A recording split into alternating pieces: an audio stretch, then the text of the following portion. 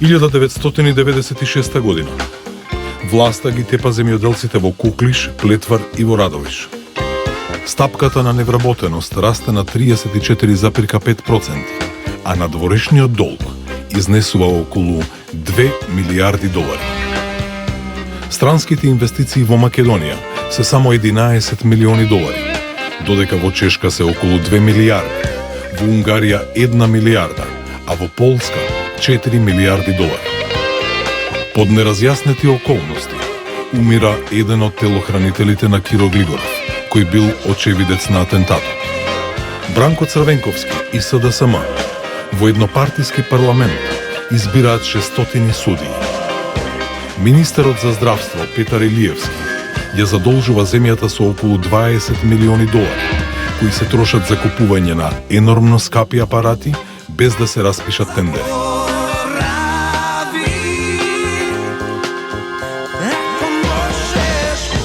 1997 година. Стапката на невработеност расте на 36,0%. Љубомир Фрчковски во сделката за набавка на јавни документи го оштетува МВР со 30 милиони марки.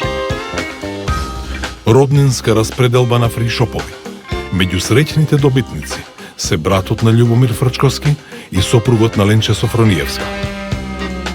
Партиски контролиран шверц на нафта и цигари кон Србија, вреден над 2 милиарди долари. Министерот во тренерки и видни функционери на СДСМ стануваат ревностни штедачи во штеделницата ТАТ. Афера ТАТ. Пропаѓаат повеќе од 100 милиони марки влогови на над 12.000 штедачи.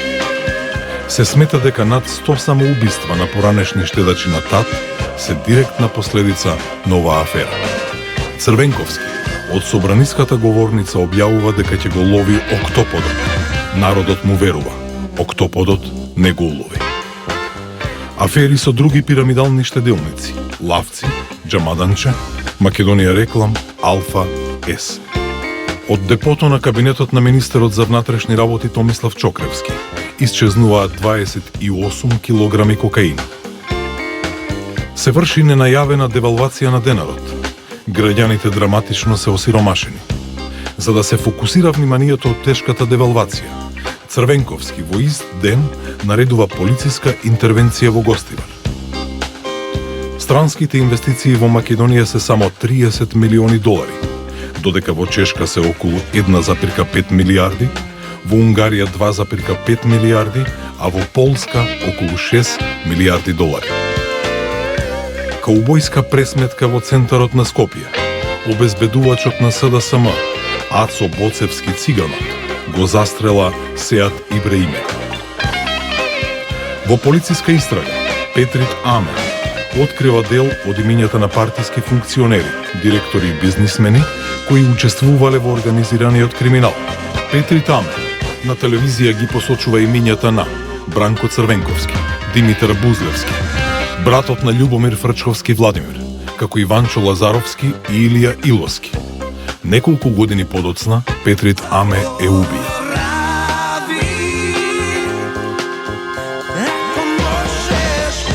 – 1998 година. Стапката на невработеност расте на 37,5%. 97% од криминалната приватизација е завршена, а бројот на невработени го достигна врвот. Од Македонија се одлеани повеќе од 5 милиарди долари. Обелоденување на аферата за претопување на српското злато во рудникот Бучи. –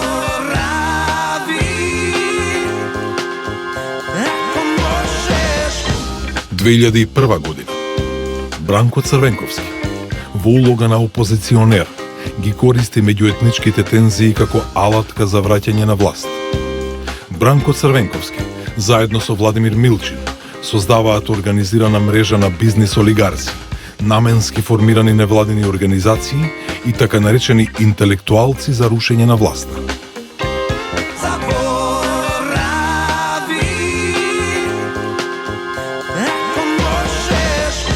2002 година. Бранко Црвенковски во изборната кампања ветува дека ќе вработи по еден член од секое семејство и дека ќе се справил со корупцијата и криминалот. овие ветувања никогаш не беа остварени. Бранко Црвенковски изјавува дека нема да се занимава со политички реваншизам за подоцна илјадници граѓани да бидат отпуштени како политички неподобни. Први на удар беа вработените во ЕСМ и МВР. Македонија Табак 2000 и Тутунскиот комбинат од Куманово продолжуваат со шверцот и натрупуваат огромни профити на сметка на легалното производство. Убиен е матурантот Ванчо Јосифовски, а извршителите долго време потоа се недостапни за властите. На младинските протести поради убиството, најмалку 4 лица се приведени, а полицијата приведува 6 средношколци. Се раѓа империјата на Бајруш Сеидију од Куманово. Новинарите добиваат забрана да влегуваат во собранието. –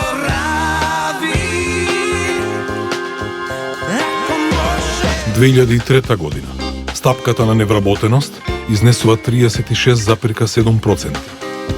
Белата мафија, преку непосредни спогодби во клинички центар, набавува материјали за македонското здравство. Започна периодот на лично богатење, додека здравството тоне. Отпуштени повеќе од 600 вработени од клиничкиот центар во Скопје. Зголемување на ДДВ. Вовет во нов пат на животниот стандард на граѓаните. Царуваат шверцот и сивата економија. Надлежните институции не прават ништо за да го спречат тоа. Шверцот со нафта се враќа на сцената. Бранко Црвенковски не го прифаќа барањето на фирмите за губари да се донесе закон за загубарите. Иако со Ванчо Муратовски, одбината на плоштадот Македонија, тоа јавно го вети, исто како што беше ветен и законот за стечајците. Инцидент во Кондово. Агим Красничи и неговата банда повеќе од 6 месеци Скопје го држат во заложништво, а полицијата одбива да интервенира. Подоцна во преговори, власта на СДСМ ги ослободува криминалците, а тоа го представува како успех. Убиство на македонскиот бранител Диме Ицковски поштарот. Ленче Софрониевска најавува реформи во судството кои никогаш не ги спроведува.